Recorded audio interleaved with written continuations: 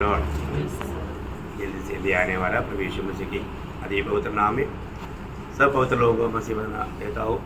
और भी एक पुनरुत्थान का पवित्र दिन देश में मिल करके प्रभु का आराधना महिमा करने के लिए करवा दिया। वास्तव में प्रभु का प्रेम अनुभव पाया वो लोग मसीह लोग। हमेशा हमें अपने आप को उस प्रभु में बनाए रखना, ये बहुत बड़ी बात है ना। अपने आप को मसीह की प्रेम में बनाए रखना। तो प्रभु को बहुत धन्यवाद देता हूँ। आज भी मतलब हमें उस प्रेम से वंचित करने के लिए विरोधी कई प्रकार कोशिश करेगा, कई टेंशन में लाएगा, कई दुनिया की बातों में लाएगा, तो उसमें भटक सकता है। लेकिन अपने आप को हमेशा मसीह में बनाए रखना, मसीह की प्रेम में बनाए रहना और हर एक काम प्रभु में होकर के करना, ये सब बहुत मूल्यवान बात है। आज भी जब हम प्रभु की उपस्थिति में आए, हमारे बीच में प्रभु का मेष है। ये मेष हमेशा हमको याद दिलाता है कि प्रभु ने हमारे लिए कितना बड़ा प्यार दिया। कलवरी सूली का प्यार।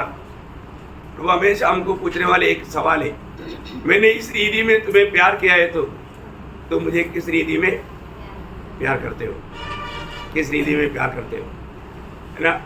कितने लोग सच्चा दिल से प्रभु को कह पाएंगे, प्रभु यीशु आपने मुझसे प्रेम किया और मैं आपको प्रेम करता हूँ। ये कहना बहुत बड़ी बात है। सब लोग नहीं बोल पाता, है ना। सच में प्रभु का वचनों में बना रह करके, प्रभु की इच्छा में बना रह करके जीवन बिताने वाले लोग ही ऐसा कह पाएगा। बहुत बड़ी बात है। प्रभु को धन्यवाद देते हैं। आज भी मेष में जाने से पहले कुछ बातें मेष के बारे में आपको याद दिलाना चाहता हूँ।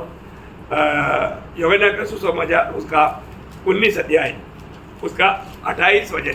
यूहन्ना का सुसमाचार 19 अध्याय का 28 वचन। इसके बाद यीशु ने यह जानकर कि अब सब कुछ पूरा हो चुका, इसलिए कि पवित्र शास्त्र में जो कहा गया वह पूरा हो कहा, मैं प्यासा हूँ।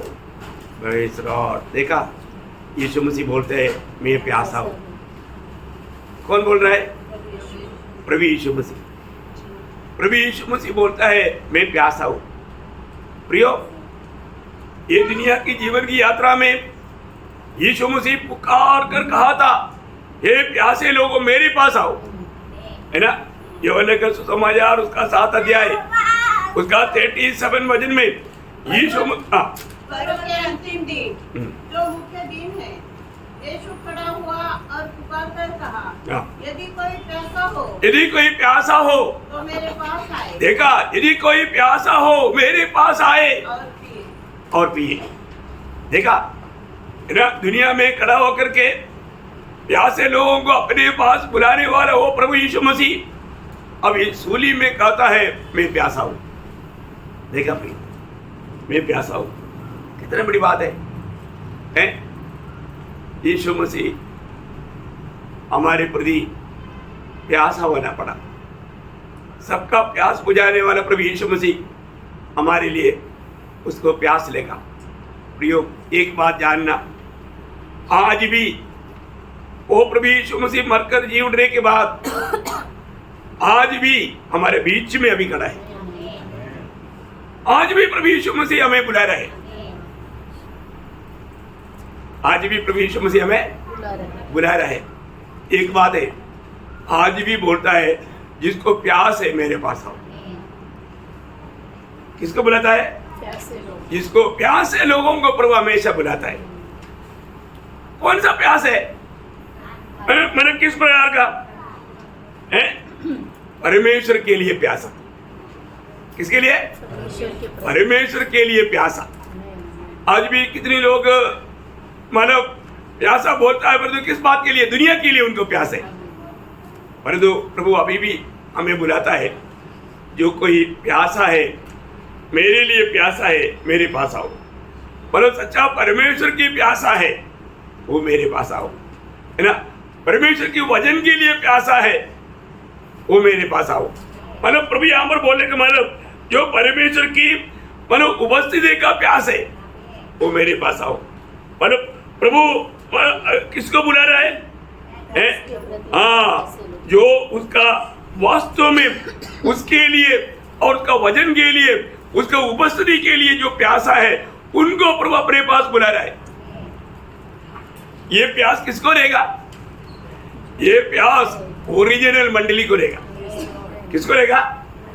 सच्चा मंडली, परमेश्वर का जो सच्चा मंडली है उसके अंदर ये प्यास रहेगा, है ना। अगर हम प्रभु का सच्चा मंडली के सदस्य है तो प्रभु का जरूर ये दिया हुआ प्यास उसके अंदर रहेगा। मैं प्रभु को बहुत धन्यवाद देता हूँ। मतलब एक पवित्र लोगों का हमेशा एक बड़ा भूख प्यास रहता है। वो प्यास दुनिया के लिए नहीं, दुनिया को की बातों पर नहीं। और आप प्रभु का वचन बाइबल पढ़ेगा तो उसमें जहां पर भी प्यास दिखता है वो सब अनंत काल की बातों के लिए है, प्रभु के लिए है, प्रभु के वचन के लिए है ना, प्रभु की संगति के लिए है। ये प्यास हम देख सकता है ना। हम लोग देखेंगे कोरह पुत्रों का प्यास, आपको मालूम है जब 42 भजन संगीता का 1-2 भजन, जैसे हरिणी नदी के जल के लिए हाफती है, वैसे ही है परमेश्वर, मैं तेरे लिए हाफता हूँ। देखिए कोरह पुत्र लोग बोलता है जैसा हरिणी पानी के लिए कांपती है, जैसा हरिणी पानी के लिए कांपती है, वैसे है प्रभु मैं तेरे लिए कांपता हूँ। और आगे जीवित है ईश्वर, हाँ परमेश्वर का मैं प्यासा हूँ, मैं कब जाकर परमेश्वर को अपना मुंह दिखाऊंगा। बहुत बड़ी बात है ना। एक भक्त के दिल में प्रभु का प्रति, प्रभु के उपस्थिति में पहुंचने के प्रति एक बहुत बड़ा तड़प रहता है प्रियो, बहुत बड़ा तड़प रहता है ना। यहाँ पर कोरह के पुत्र लोग अपना तड़प एक प्यासा हरिणी के साथ तुलना करके बताता है ना। क्योंकि हरिणी के प्यास लगने के बाद में जिसको उसका बारे में ज्ञान है उसको मालूम है वो जब तक पानी नहीं मिलता भागते रहेगा, पानी मिलने तक भागेगा। तो ऐसा है तो एक प्रभु का भक्त को प्रभु मिलने तक, प्रभु की उपस्थिति में पहुंचने तक उसको एक भागने वाला दिल रहेगा, एक बड़ा तड़प रहेगा। आपको मालूम है आज बहुत लोगों को प्रभु क्यों नहीं मिलता मालूम है? क्योंकि हर एक बातों का एक विधि है, नियम है। यिर्मयाह 29 का 13 वचन आपको याद होगा, जो प्रभु का जो खोज करता है कैसा खोजों को मिलेगा? तुम मुझे ढूंढोगे और पाओगे भी, क्योंकि तुम अपने संपूर्ण मन से मेरे पास आओ। कब? संपूर्ण मन से। प्रियो जो संपूर्ण मन से प्रभु के पास आएगा वही प्रभु को पाएगा। ये बहुत अनमोल बात है प्रियो। आज लोग आता है प्रभु भी नहीं मिलता, प्रभु का वचन भी नहीं पाता, संतुष्टि भी नहीं मिलता, एक झूठ मूठ का भक्ति नामदारी लोगों के जैसा। ऐसा नहीं करना प्रियो, धोखा मत खाना। यहाँ पर कोरह के पुत्रों के जैसा आज कितनी लोग ये वचन सुनने वाला लोग कह सकता है मैं प्रभु के लिए प्यासा हूँ, मैं कब प्रभु के उपस्थिति में पहुंचूं, ऐसा मेरे दिल में तड़प था। ऐसा तड़प किसका दिल में होगा? ओरिजिनल मंडली। जैसा इसहाक के बारे में जानने के लिए रिबेका के अंदर खुशी है, उनके साथ और भी कुछ लोग हैं, उनको दिल में है क्या? नहीं उनको दिल में नहीं। प्रियो जो प्रभु के लिए अलग किए हुए लोग हैं उनके अंदर इससे बढ़कर के एक तड़प नहीं होगा, है ना। वही बात प्रभु का दास दावीद का दिल में था। दावीद का तड़प जब 63 भजन संगीता उसका पहला वचन, हे परमेश्वर तू मेरा परमेश्वर है, मैं तुझे यत्न से ढूंढूंगा, सुखी और निर्जल ऊसर भूमि पर मेरा मन तेरा प्यासा है, मेरा मन तेरा प्यासा है, मेरा शरीर तेरा अति अभिलाषी है। क्या बात है प्रियो। देखिए राजा दावीद यहाँ पर प्रभु के प्रति वो कितना भूखा प्यासा है करके वो प्रकट करता है। कितना अनमोल बात है। मैं आपको बताना चाहता हूँ, है ना, उसका दिल का तड़प आप देखिए, वो बहुत भूख और प्यास के साथ प्रभु का खोज में ले गया, प्रभु का उपस्थिति को वो बहुत चाहा। इसलिए होगा 27 भजन संगीता के 4 भजन आपको मालूम है, दावीद ने एक वर रूम में मांगा था, प्रभु मुझे एक वरदान दे। क्या वरदान है?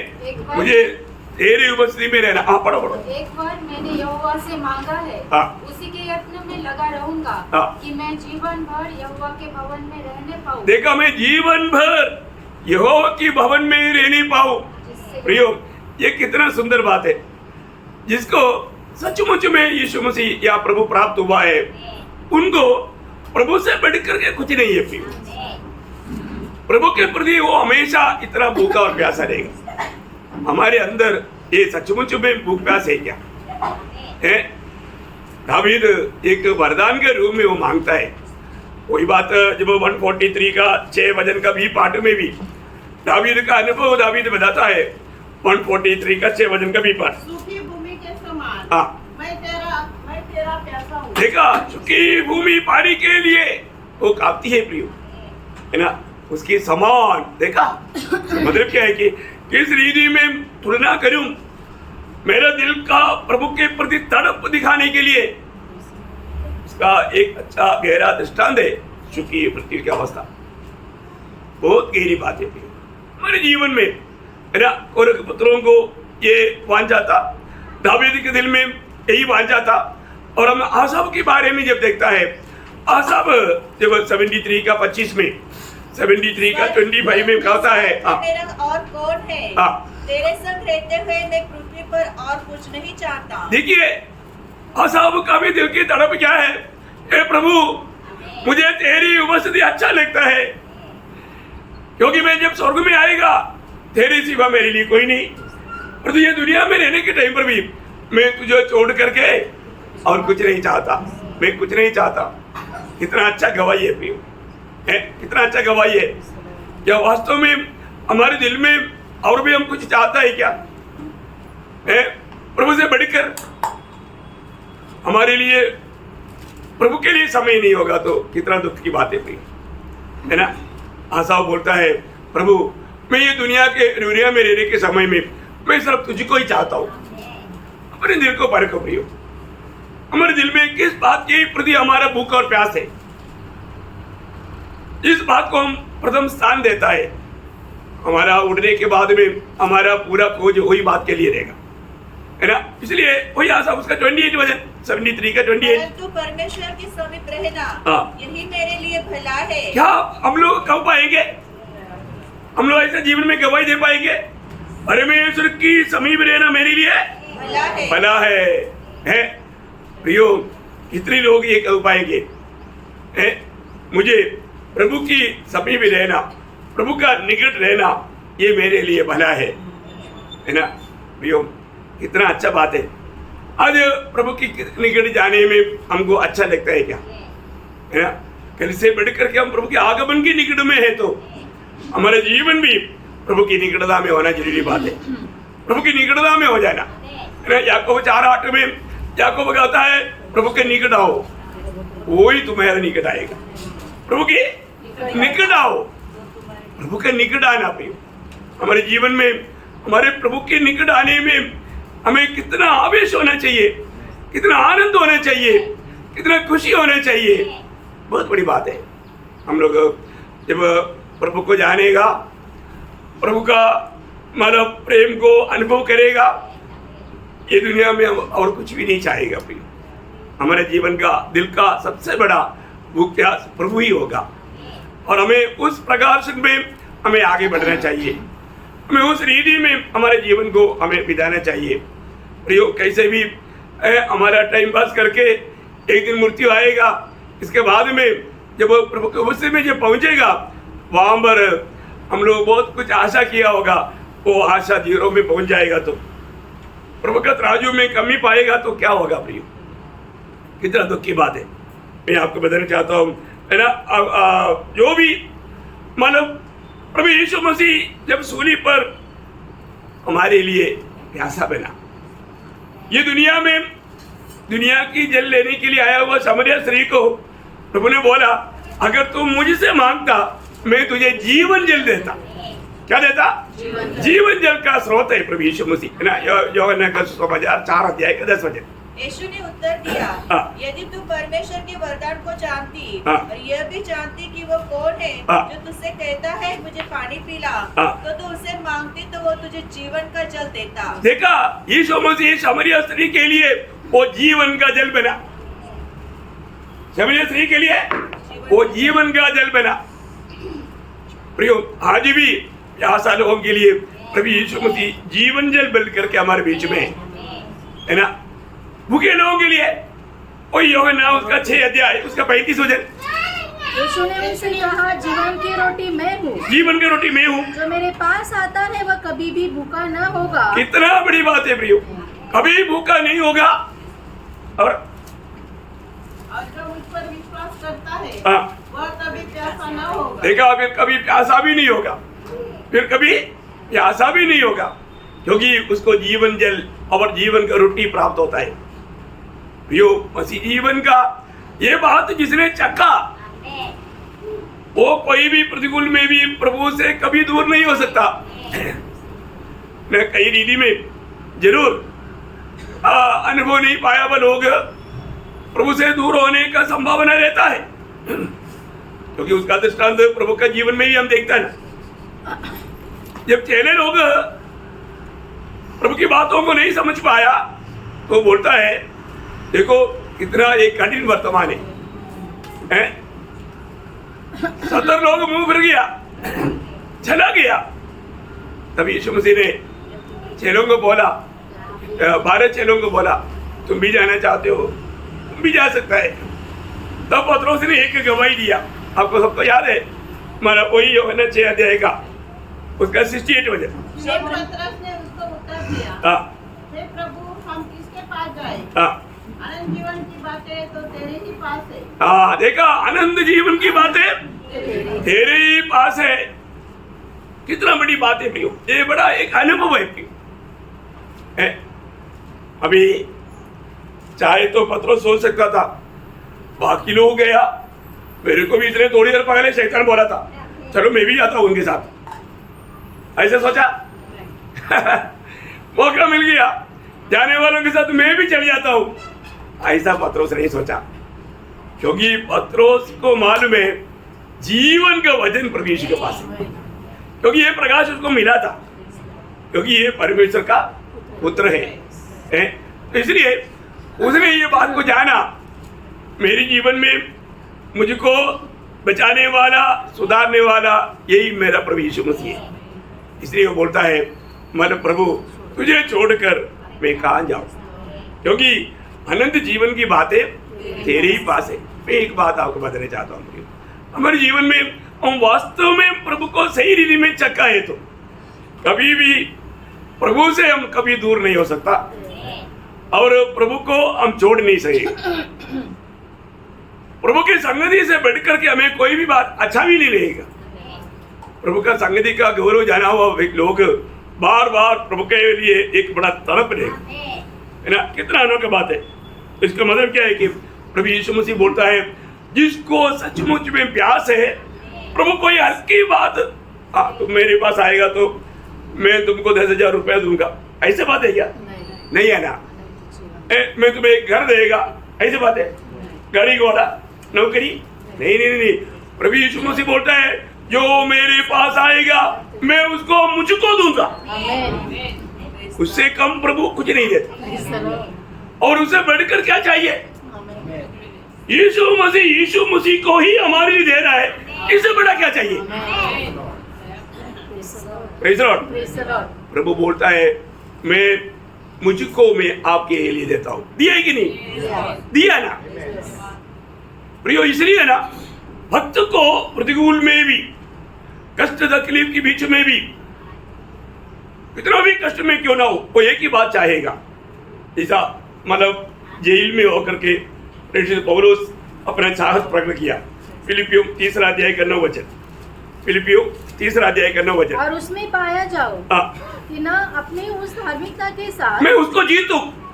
वो 8 वचन के आखिरी में, वो 8 वचन के आखिरी में, मानो मसीह को प्राप्त करूं और मसीह में पाया जाऊं। पौलुस ये नहीं चाहता मैं जेल से मुक्त हो जाऊं, दोनों जेल में लड़ दो, और तू मैं प्रभु में रहूं। मैं जेल में भी काम रहे प्रभु में, और यहाँ पर भी मैं प्रभु को प्राप्त करते रहता हूँ।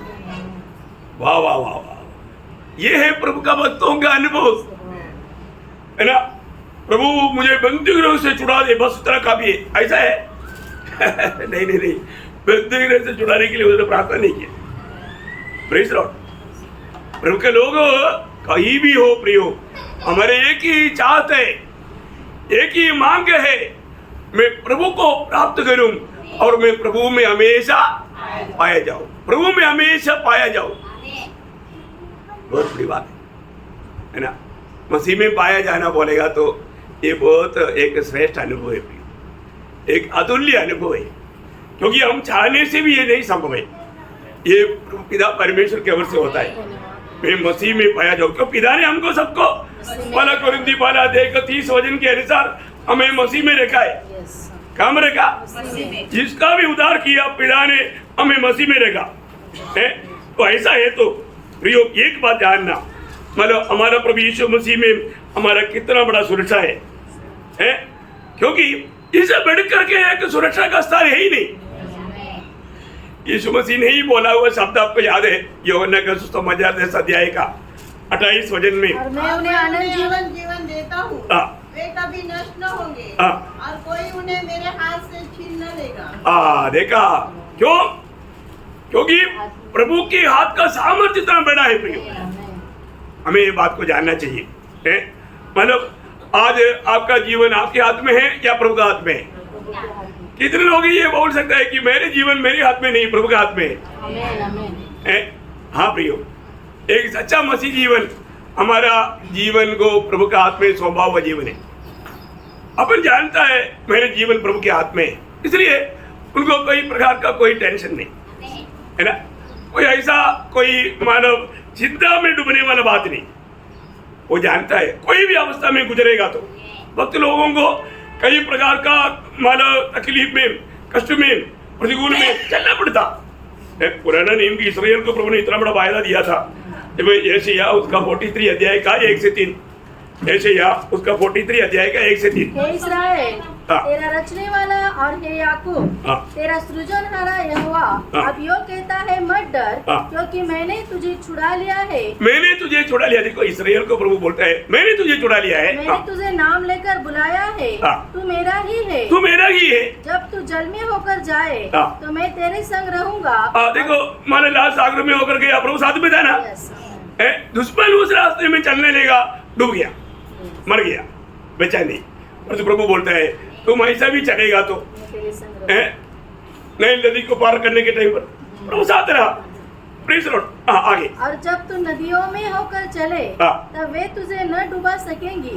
जब तू आग में चले, शत्रु को आग में गया, भक्तों को प्रभु वहां में भी बचाया। और तुझे आँच न लगेगी और उसकी लौ तुझे न जला सकेगी, क्योंकि मैं यहोवा तेरा परमेश्वर हूँ, इस्राएल का पवित्र मैं तेरा उद्धार करता हूँ। तेरी छुड़ौती में मैं मिस्र को और तेरे बदले कूश और सबा को देता हूँ। आपने बोलने का अर्थ क्या है प्रियो? प्रभु अपनी भक्तों को कोई भी प्रतिकूल में छोड़ेगा नहीं। आज हम मंडली इससे भी कितना अनोखा अवस्था में है। प्रभु साथ रहने से बढ़कर के प्रभु ने हाथ में लिया। हाथ में लिया हुआ है। अब बताओ कौन छीन सकता? कोई नहीं छीन सकता, कोई नहीं छीन सकता, कोई छू नहीं सकता, है ना। प्रभु का अनुमति बिना हमारे जीवन में कोई कष्ट नहीं आएगा, संकट नहीं आएगा, प्रतिकूल नहीं आएगा, ऐसा नहीं है ना। तो आज हमारे जीवन में हम प्रभु में रहने के कारण हमारे कर्तव्य क्या है? प्रभु का सत्य वचन में बना रहना, प्रभु का सच्चा वचन में, प्रभु का सच्चा उपदेश में बना रहना। क्योंकि प्रतिकूल में लोग डगमगाया जाता है और तो प्रभु का वचन में बना रहने वाला कभी नहीं डगमगाएगा, है ना। प्रभु ने पहाड़ी उपदेश देने के बाद में आखिरी में कंक्लूजन करके जो वचन बताया, मत्ती 7 अध्याय का 24 से 27 तक का वचन में प्रभु ने साफ साफ बताया। इसलिए जो कोई मेरी ये बातें सुनकर उन्हें मानता है वो उस बुद्धिमान मनुष्य के समान ठहरेगा जिसने अपना घर चट्टान पर बनाया और मेघ बरसा और बाढ़ें आई और आंधियां चली और उस घर से टकराई, फिर भी वह नहीं गिरा क्योंकि उसकी नींव चट्टान पर डाली गई थी। परंतु जो कोई मेरी ये बातें सुनता है और उन पर नहीं चलता वह उस निर्बुद्धि मनुष्य के समान ठहरेगा जिसने अपना घर बादों पर बनाया और मेघ बरसा और बाढ़ें आई और आंधियां चली और उस घर से टकराई और वो गिरकर सत्यानाश हो गया। प्रियो, यहाँ पर प्रभु ने ये दोनों बात, प्रभु में विश्वास करने वाला, विश्वास ना करने वाला, है ना, लोगों का प्रति एक अच्छा दृष्टांत बताया। हमारे जीवन में जो भी सच्चा विश्वासी है तो प्रभु का हर एक वचन सत्य मान करके प्रभु में भरोसा करके वो वचन में बना रहेगा। वो व्यक्ति किसी भी प्रतिकूल में कभी भी नहीं डगमगाएगा। पर ऐसा नहीं है तो वो घबरा जाएगा, प्रतिकूल में प्रभु में भरोसा नहीं रहेगा और वो गिर जाएगा। आज हमारा सबसे बड़ा गलती क्या मालूम है, हमें बहुत प्रभु का ज्ञान है परंतु प्रभु साथ नहीं, हमने प्रभु को छोड़ दिया, प्रभु को छोड़ करके अपनी अपनी मार्गों में चला गया। अब देखिए, जो लोग प्रभु को नहीं छोड़ा, नहीं त्यागा, वो हमेशा यीशु मसीह को प्रभु मानकर अपने दिल में पवित्र करता है। परंतु जो लोग प्रभु को छोड़ दिया, उनको उसका अपना रास्ता उसको अच्छा लगता है ना। कितने लोगों ने परखा मैं मेरी रास्ता में है या प्रभु के रास्ते में है, मैं मेरी मार्ग में है या प्रभु का मार्ग में है। कोई लोग परखा है। आज भी बहुत लोग प्रभु की दृष्टि में जो बुरा है वो बुरा मार्ग अभी तक नहीं छोड़ा है। हम प्रभु के आगमन की बात जो होने के बावजूद भी यदि हमारे जीवन ऐसा रहेगा तो क्या फायदा भी, क्योंकि हमको प्रभु का मार्ग अच्छा नहीं लगता। हम प्रभु के मार्ग पता करके उस राह पर नहीं चलता, अपने को जो अच्छा लगता है वो मार्ग में चलता। प्रभु मनुष्य का कितना भी अच्छा ले मार्ग प्रभु का दृष्टि में बहुत ही बुरा है, बहुत ही बुरा है, और उसमें वो कभी भी छुटकारा नहीं पाएगा, एक सच्चा शांति के जीवन नहीं बिता पाएगा। तीतुस का पत्री में उसका दूसरा अध्याय का 13 वचन में, तीतुस 2:13। और उस धन्य आशा को अर्थात अपने महान परमेश्वर और उद्धारकर्ता यीशु मसीह की महिमा की प्रकट होने की बात जोते रहे, जिसने अपने आप को हमारे लिए दे दिया कि हमें हर प्रकार के अधर्म से छुड़ा ले और शुद्ध करके अपने लिए एक ऐसी जाति बना ले जो भले भले कामों में सरगर्म। और हमें चेतावनी देता है कि हम अभक्ति और ये कौन सा है? 12। ओके, पर हम अभक्ति और सांसारिक अभिलाषाओं से मन फेर कर। देखिए, हमारे जीवन में अभक्ति और सांसारिक अभिलाषाओं से मन फेरना। देखो, ये दुनिया के जीवन की यात्रा में आज बहुत लोग ना अभक्ति का जीवन, संसार की अभिलाषाओं में डूब कर के जीवन बिताते हुए अपने आप को भक्त दिखाना चाहता है। कितना दुख भरा बात है प्रिय, है ना। अभक्ति, भक्तिहीन मार्ग, ये तो हम मानो प्रभु में आने से पहले की बात है। अभी भी वो बात रहेगा तो अभी भी बहुत लोग संसार के जैसा बनने के लिए उनका दिल में तड़प है। सिर्फ प्रभु की उपस्थिति में आने के समय में, संगति में आने के समय में उनका रूप, उनका वेश सब भक्तों के जैसा। और तो बाहर कोई प्रोग्राम में जाएगा, वहां पर पूरा दुनियादारी, लिपस्टिक लगाकर, आभूषण पहन करके, तिलक लगा करके, क्या क्या बातें। ऐसा नाटक कहने वाला विश्वासी लोग है प्रियो। उन्होंने जो छोड़ना चाहिए वो छोड़ा नहीं, प्रभु के साथ सच्चा नाता नहीं, है ना। भक्ति के वेश धारण करके उसके शक्ति को त्यागा है। ऐसे लोगों से परे रहना बहुत जरूरी बात है। अपने जीवन में कई प्रकार आत्मीय जीवन का दौड़ में लोग धोखा खा सकता है प्रियो। प्रभु का प्यार से हमें वंचित करने के लिए हमें परखना है। तो इसका मतलब क्या है कि आज अभक्ति और संसारी की बातों को छोड़ना, परंतु प्रभु ने क्या, लोगों ने क्या किया, मंडली छोड़ दिया, आराधना छोड़ दिया, प्रभु को भी छोड़ दिया, उपवास प्रार्थना भी छोड़ दिया, वचन पढ़ना भी छोड़ दिया, बाकी ये सब ले लिया।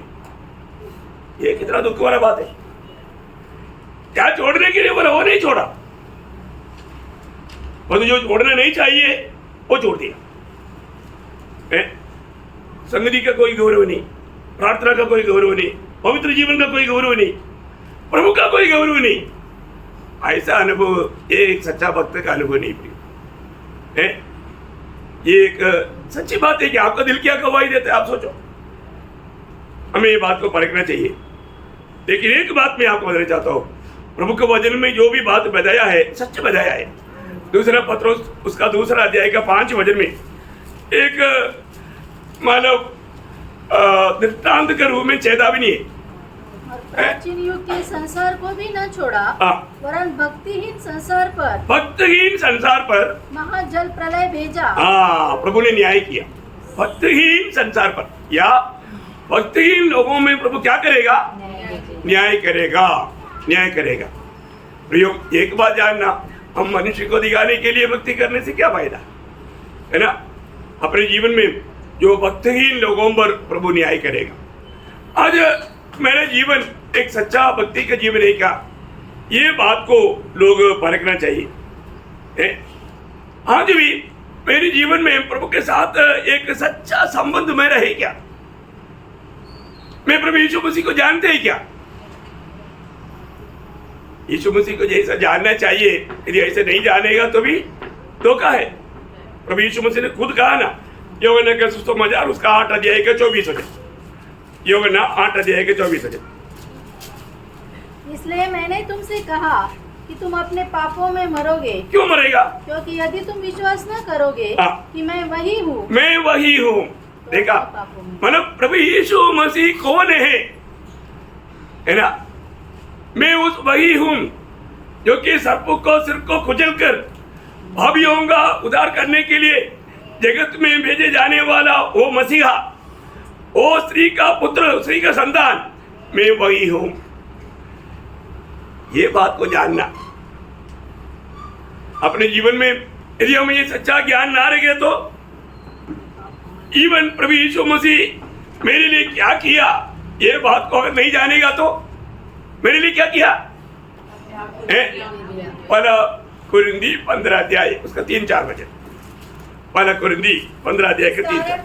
इस कारण मैंने सबसे पहले तुम्हें वही बात पहुंचा दी जो मुझे पहुंची थी, कि पवित्र शास्त्र के वचन के अनुसार यीशु मसीह हमारे पापों के लिए मर गया। देखा, पवित्र शास्त्र के वचन के अनुसार यीशु मसीह हमारे पापों के लिए मर गया और गाड़ा गया और पवित्र शास्त्र के अनुसार तीसरे दिन जी भी उठा। देखा, मेरे लिए प्रभु ने क्या किया? प्रियो को मेरे लिए दुनिया में आकर मेरे पापों को अपने ऊपर लेकर मेरे लिए वो मारा गया और गाड़ा गया और तीसरा दिन जी उठा। और अभी भी वो क्या करता है? हमारे लिए मध्यस्थी। हाँ, इब्रानियों उसका 7 अध्याय उसका 25 वचन। इब्रानियों 7 अध्याय का 25 वचन। इसलिए जो उसके द्वारा परमेश्वर के पास आते हैं वह उनका पूरा उद्धार कर सकता है, क्योंकि वह उनके लिए विनती करने को सर्वदा जीवित है। क्या अनोखा बात है प्रियो! हमारे यीशु मसीह जो भी प्रभु यीशु मसीह पर विश्वास करके पाप क्षमा पाया, उद्धार पाया, उनके लिए सर्वदा विनती करने के लिए जीवित है। मतलब कभी भी शैतान का वश में वो नहीं सौंपेगा। प्रभु ने कितना बड़ा मतलब वायदा हमें दिया प्रियो। मसीह जीवन कितना श्रेष्ठ जीवन है। मैं अब हर एक पवित्र लोगों को बताना चाहता हूँ, आज हम प्रभु में विश्वास करके उद्धार पाने के बाद में सच में एक विजयी जीवन में बिता पा रहा है क्या? आज मेरे जीवन के रक्षक यीशु मसीह है क्या? प्रभु के प्रति वास्तव में मेरे दिल में एक भूख और प्यास है क्या? ये बात को हमें पार कर देखना भी, हमें कैसे भी मतलब एक भक्त बोल करके, विश्वासी बोल करके प्रभु का वचन में आधारित जीवन नहीं, प्रभु का व्यवस्था के अनुसार एक जीवन नहीं बिताया, तो बाद में पछताना पड़ेगा।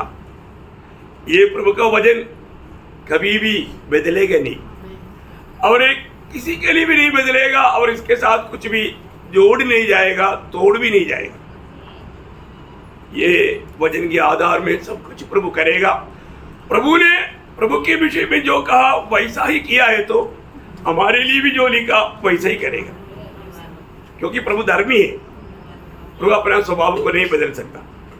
तो मैं आशा करता हूँ अपने जीवन में हमें अपने जीवन को पार कर देखना है। आज मेरे जीवन प्रभु की दृष्टि में कैसा है? वास्तव में प्रभु के साथ मेरा नाता कैसा है? मैं एक सच्चा मसीह जीवन बिताता हूँ, ऐसे एक गवाही हमारे अंदर है क्या? हमें मिलने वालों को मसीह मिलता है, ऐसा अनुभव है क्या? यीशु मसीह जिस कार्य के लिए हमें ये दुनिया से अलग किया, वो काम आज प्रभु का महिमा के लिए हम करता है क्या? यीशु मसीह पिता से कहने वाला शब्द आपको याद है, यूहन्ना 17:4 में, ये पिता मैंने तेरी महिमा किया, क्योंकि जो काम तूने मुझे दिया था वो काम मैंने पूरा किया। प्रियो, मेरी और आपके बारे में प्रभु का एक बड़ा योजना है। प्रभु की योजना क्या है, ये प्रभु ने अपने वचन में हमें बताया है। और आज जो भी प्रभु हमसे बात करता है उसके वचन के द्वारा बात करता है। ये वचन से बाहर का कोई भी उपदेश का हमको जरूरत नहीं, परंतु वचन में जो बताया वो बात को हमें जरूरत है। यदि हमने वो बात को सही रीति में नहीं जाना, नहीं समझा, तो हमारे लिए कितना बड़ा धोखा रहेगा। तो हर एक पवित्र लोग जरूर प्रभु में इसमें हाथ डालने से पहले अपने जीवन को परखना।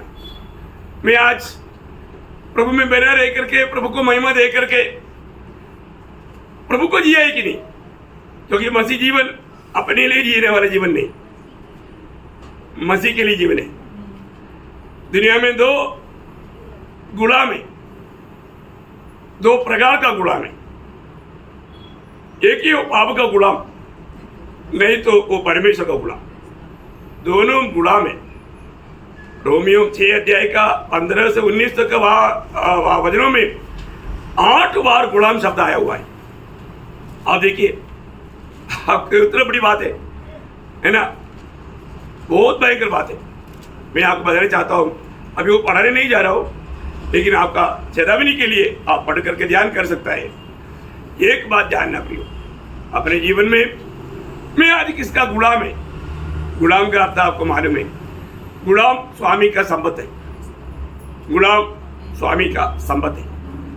आज मैं प्रभु के हाथ में उपयोग होने वाला एक पात्र नहीं है, तो मैं इसमें अयोग्य रीति में शामिल रहता है। तो फिर अयोग्य रीति में शामिल होने वाला, प्रभु का वचन कहता है, वो दंड को खाता और पीता है।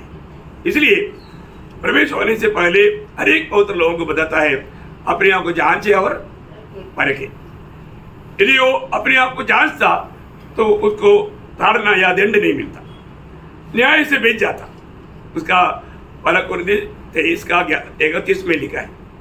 इसलिए मैं हर एक पवित्र लोगों को विनती करता हूँ, हर एक लोग यहाँ पर आने के बाद परखने के लिए नहीं बोल रहा हूँ, घर से परख करके आना चाहिए, क्योंकि इधर परखने के लिए इतना टाइम नहीं मिलता। लेकिन हर एक लोग परख करके योग्य रीति में प्रभु का मेष में हाथ बढ़ाना चाहिए। ऐसे नहीं 6 दिन में मनमानी में जीवन बिताया और 7वां दिन मानो मैं प्रभु के लिए, चलो प्रभु को मुझसे में आया, ऐसा बोल करके भाग लेना योग्य बात नहीं, योग्य बात नहीं। आपका मन क्या गवाही देता है ये वचन के सामने, क्योंकि वचन जो भी आए ना हमारा असली रूप दिखाता है। ये जो वचन सुना आपने, ध्यान देकर सुना होगा, फिर आपसे प्रभु ने बात किया है।